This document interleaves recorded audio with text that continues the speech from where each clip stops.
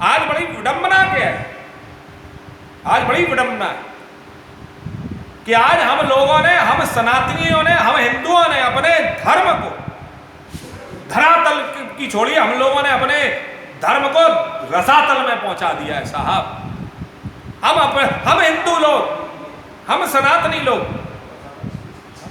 ये बहुत सारे हमारे पत्रकार बंधु हैं, ऐसे ऐसे लोग हैं पत्रकार जिनके कहने में हमें इतना ज्यादा वो होता है कि क्या कहा जाए। ऐसे ऐसे लोग हैं, ठीक है आप करिए, लेकिन आप केवल एक ही पक्ष की बात ना करें। अगर आप उसको रख रहे हैं तो पहले आप समझिए कि हमारे धर्म का आधार क्या है। ये कोई कपोल कल्पित कल्पना नहीं है जिसमें कि एक व्यक्ति ने लिख दिया और पूरा संसार उस राम कथा को स्वीकार रहा है। अगर राम काल्पनिक होते तो महात्मा गांधी के मुंह से मरते समय हे राम नहीं निकलता।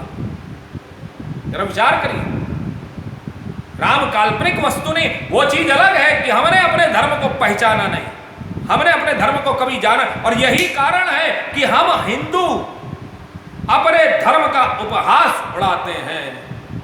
आज मुसलमानों की हम चाहे कितनी भी बुराई करें साहब, लेकिन उस मुसलमानों से हमें सीखना चाहिए कि वह कभी भी अपने धर्म का उपहास नहीं करते, वो कभी अपने धर्म को हंसी और मजाक में नहीं उड़ाते, अपने धर्म के प्रति कट्टर हैं। मैं हिंदुओं से हमेशा एक ही बात कहता, आप कट्टर मत होइए साहब, मत होइए कट्टर। कट्टर बनने की आवे, लेकिन कटिबद्ध तो होइए।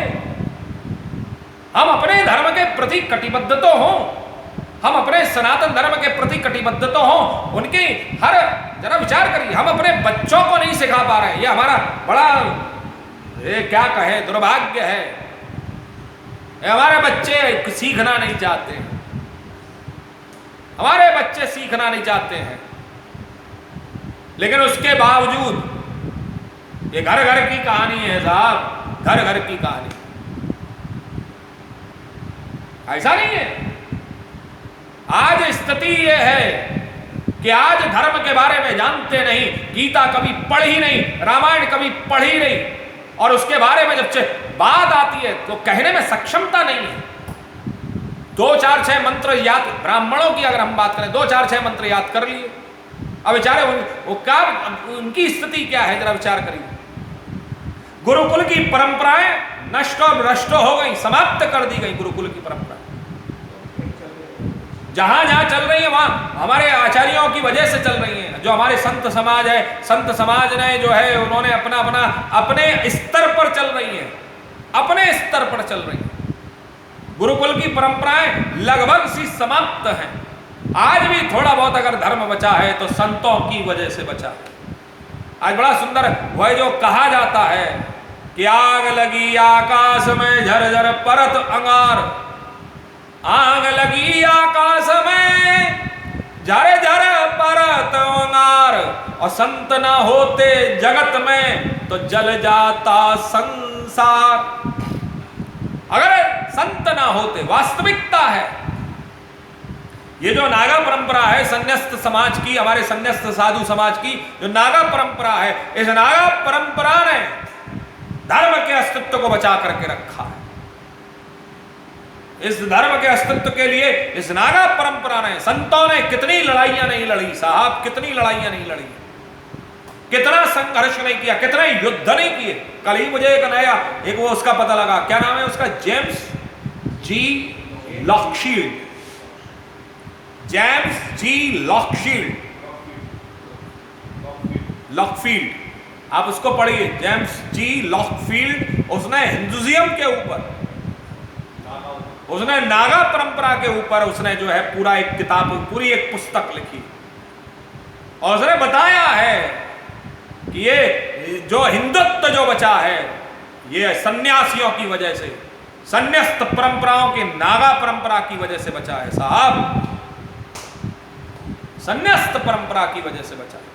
आज हमारे चारों दिशाओं के जो चारों शंकराचार्य लोग हैं, यही लोग धर्म को पालन करने के लिए बेचारे घूमते रहते, यत्र तत्र सर्वत्र अनुष्ठान इत्यादि। हमारे जो अखाड़ा परंपरा है, यह अखाड़ा परंपरा हमारी वह परंपरा है जिस परंपरा के अंतर्गत में यही परंपरा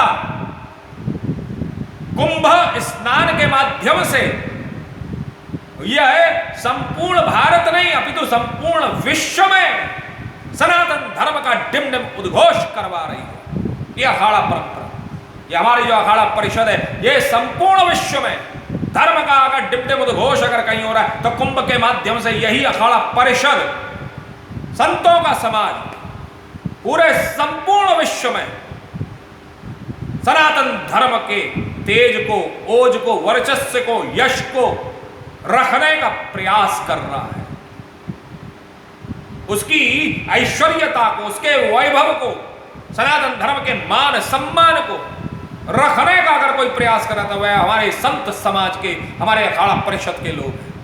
जरा विचार करिए, आज आवश्यकता है, आज आवश्यकता है कि हम पहले घरों में 8-8, 10-10 बच्चे पैदा होते थे तो एक बच्चा धर्म के लिए दे दिया जाता था। चलिए मैं आपसे, आज तो पहले घरों में पहले हम 2 और हमारे 3, फिर नारा आया हम 2 हमारे 2, हाँ, और अब नारा आया है पीछे अभी 8-10 साल पहले तक एक नारा था हम 2 हमारा 1, और वर्तमान समय में तो ये हो गया हम 2 और हमारी नौकरियां, हमारा कैरियर।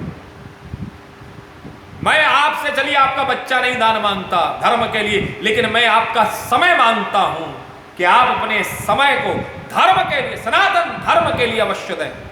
कोई मारकाट नहीं चाहता मैं आपसे कि आप सनातन धर्म की रक्षा के लिए आप हाथ में अपना अस्त्र उठा लें, शस्त्र उठा लें, लेकिन हाँ इतना अवश्य करिए कि अगर सनातन धर्म के बारे में अगर कोई उपहास की स्थिति पैदा करता है तो उसका जवाब देने में आप सक्षम बने।